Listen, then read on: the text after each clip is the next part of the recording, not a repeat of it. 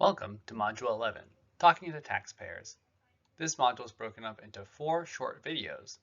This is the first of 4, Interview Skills. By the end of this module, you will know how to greet and welcome your client to VITA, understand how to use the intake sheet to talk to your clients, and talk to taxpayers with confidence. At the end of this 4-part module, you will be prepared to talk with your tax client to ensure they will leave knowing that their tax return was prepared with accuracy based on the information they provided and your knowledge as the tax preparer. It is important that the taxpayer knows that they have been treated fairly and that they understand their rights. So in this module, you'll welcome your client to VITA and you'll learn how to use the intake sheet to know your taxpayer. Let's dive right in to talking to the taxpayer. When you're greeting your taxpayers, greet them with a smile and give eye contact and introduce yourself. Ask the client for their packet. Make sure that the tax return is within scope of service and at the correct certification level. Make sure all required consent forms are signed by the client or clients. This should be done at the intake process, but always double check. Ask the taxpayer and spouse, if applicable, for their photo ID and Social Security cards, ITINs, and Social Security cards for any dependents if applicable. Let the taxpayer know you may ask questions to ensure that you're entering the correct information for the accuracy of their return. Let's talk about building rapport.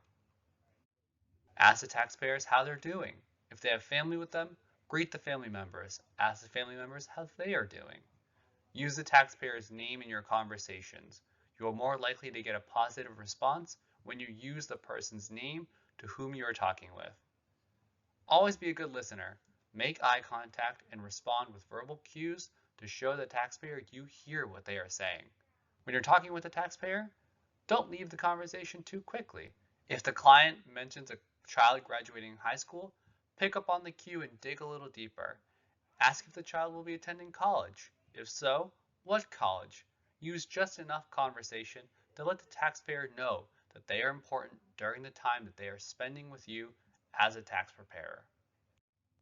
As you're entering in the taxpayer information, occasionally talk to the taxpayer.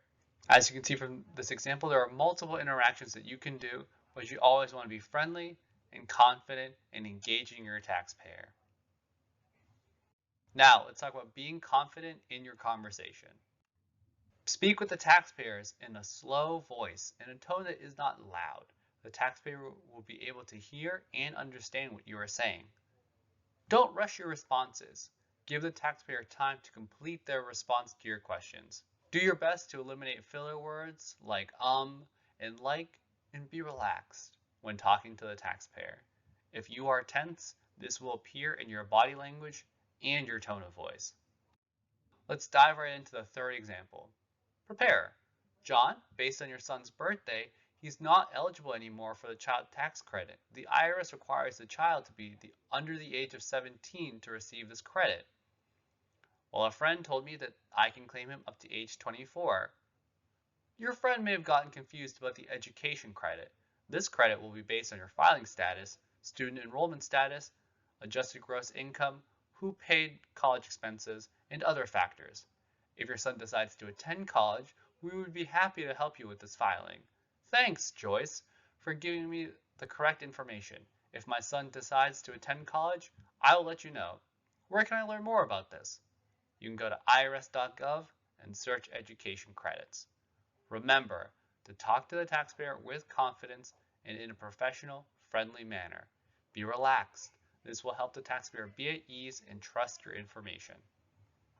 Thank you for listening to this module.